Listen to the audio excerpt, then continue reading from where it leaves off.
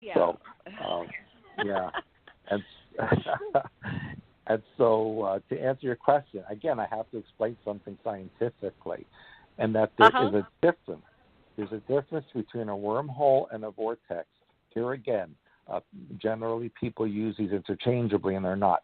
A wormhole is a shortcut between point A and point B within the same reality, but a vortex is a shortcut between point A and point B into different or more realities.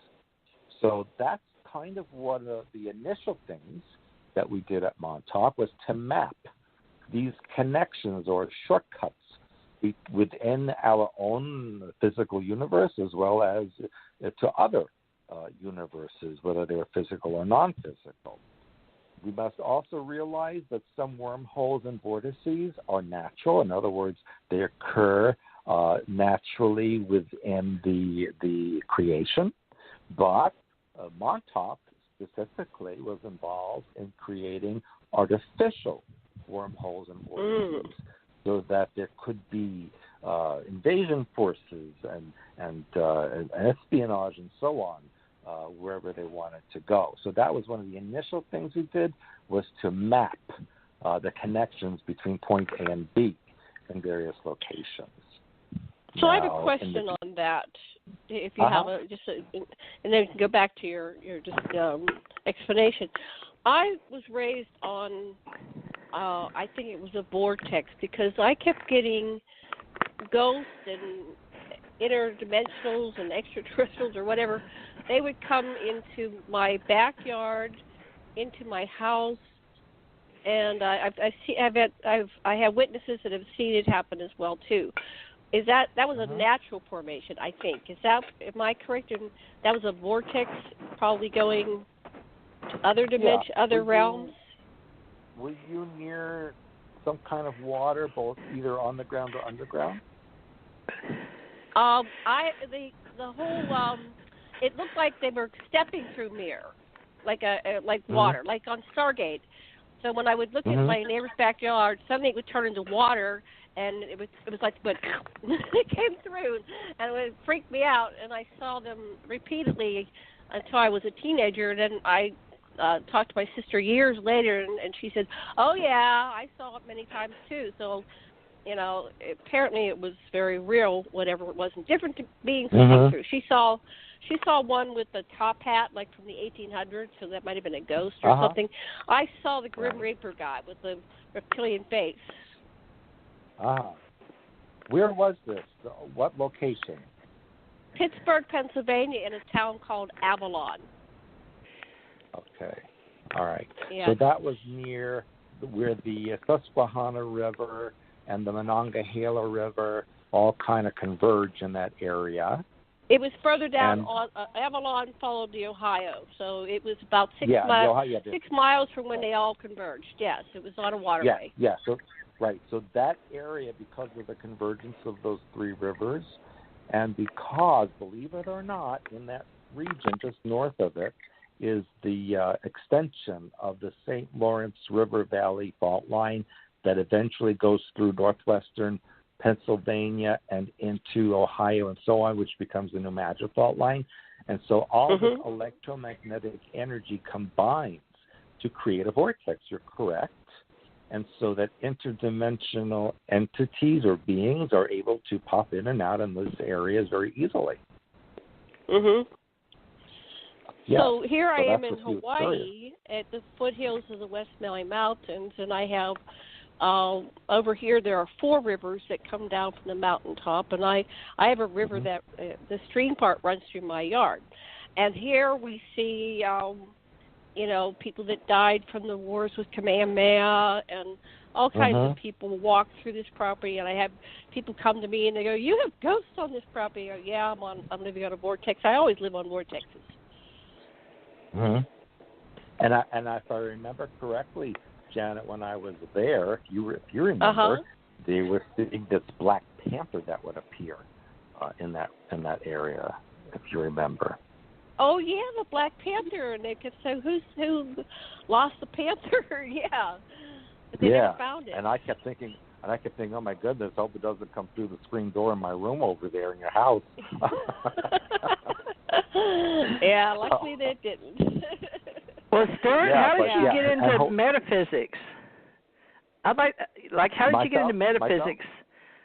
Yeah, because we want to know how we all fit together for this Stargate. There's got to be a common thread, and you know, my history was I was always looking for these people. I'm going to be honest with you, but they just come and go out of my life to this day. They've come to Gulf Breeze. So, how did you get into it? Did they visit you, or what happened? How did you get involved with other people?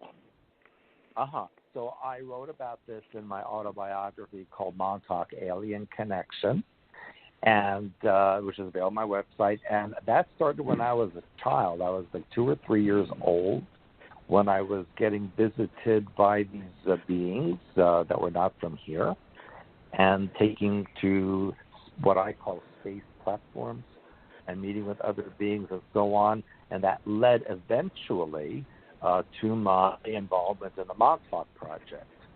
So that is how I became involved in all of this.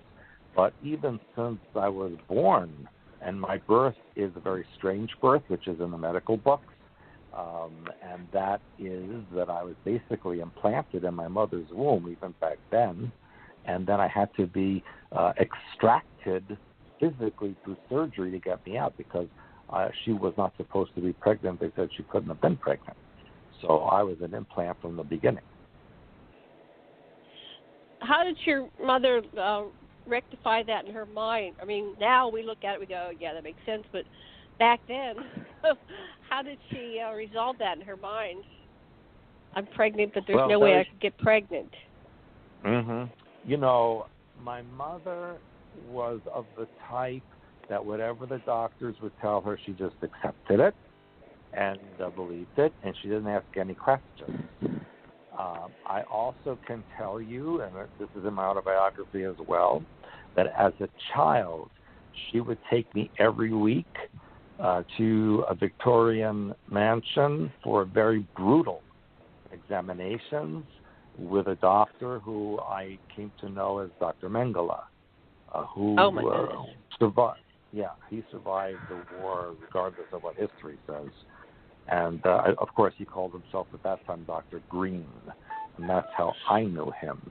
And I actually had confronted my mother before she passed away about this, and she finally admitted that she did this. So that was actually a relief for me to know that she confirmed my memories. So did you start using any powers you had? Because you're very metaphysical, and I don't know if Montauk has anything to do with me. I just know they were interested because I could read our head of psychic, or whatever you want to call this. I'd like to get into the consciousness error because the consciousness, soul energy, and the chakras and all that, that's so metaphysical and so body, mind, spirit. And I'm sure we all teach that because I was drawn into it, so was Janet. Yes, of course. And if you look through my work, in my books, and my website, my videos, you see that my work is about energy, color therapy, alternative healing, and so on. I actually have my doctorate in alternative medicine and deprogramming. And so that's really what my life work is about. And basically, we need to learn who and what we are, why we are in this particular reality, what we came here to do. And unfortunately, we need to also deprogram from the extensive mind control that pervades just about 100% of the Earth's population. Long time ago, the programming would be done physically through sessions and so on. But since the early to mid-90s, the programming has been done through satellite transmission, cell tower, microwave, even television and radio and so on. Any electromagnetic device can be used to program a person. So you could be having lunch, walking in the street, taking a nap, and you're being programmed. And so the work that I do is to teach people how to recognize the various programs that exist and how to deprogram from them. And I have 2 other books available. One is called 13 Cubed, which is about advanced deprogramming. And I have another book called True Reality of Sexuality, which is about the sexual magic ritual and the different frequencies that they use to mind control and program people. So I have a lot of extensive work out there. Well, let me just share this with you real quick. When Preston Nichols was on here, I found out he was still using the vibra sound, which was used on me in Hawaii. It was introduced called vibra sound. I don't know if you're familiar with electricity and going back in time. But Dr. Laura Sturgis was paid because I was working for the government and the Navy, but she got paid to look into my history with extraterrestrials. She wanted to severely, and just kept bugging me about it. So Dr. Laura Sturgis is into all this. But we all thought she was weird, but we loved her. But she introduced me to the vibrosound and actually had some mind-altering trips, I guess one might say, during that time. So are you familiar with Preston Nichols and him? What we call Reiki, but he had hands-on. Are you familiar with his work at all? Oh, I've known Preston decades. Decades. Of course I know him. Yeah. Okay, so did y'all work on the same project, or he just interviewed you? Well, no. He worked. I was with him in Montauk Project since 1970. I know him for 48 years, and same with Duncan and so on. By the way, yesterday was Duncan's birthday. And, wow. But now, who's Duncan? Duncan go ahead. But Duncan who? Yeah, he's the lead. He was the lead psychic in the Montauk Project. Cameron Duncan. I've heard his name. Yeah, and so basically, Preston was more involved in the technology.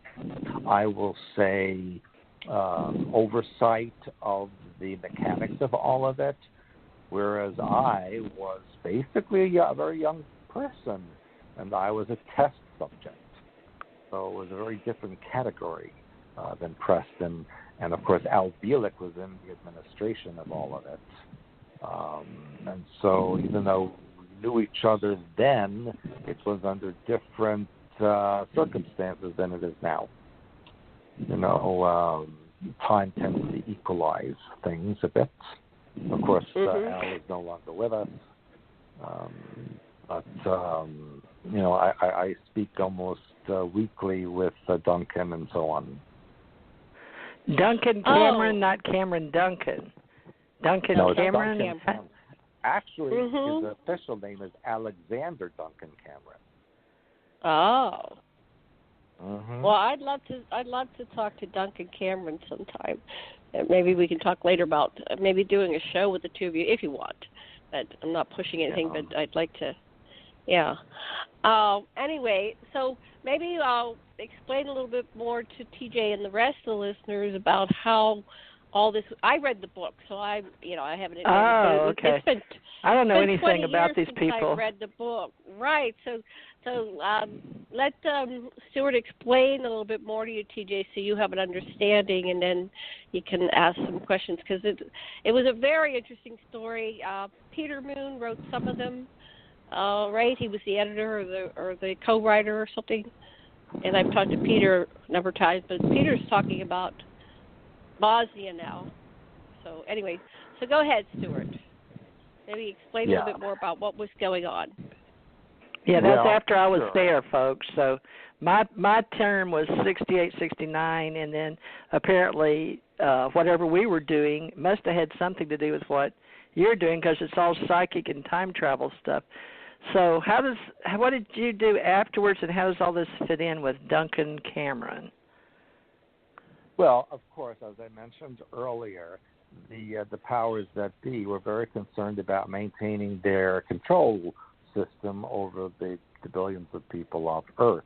And they did this over the decades, by creating fear issues. You know, there was the fear of the Nazis, then there was the fear of communism, then they had, alien and UFO sightings that made people afraid. But they needed to have something to make people scared.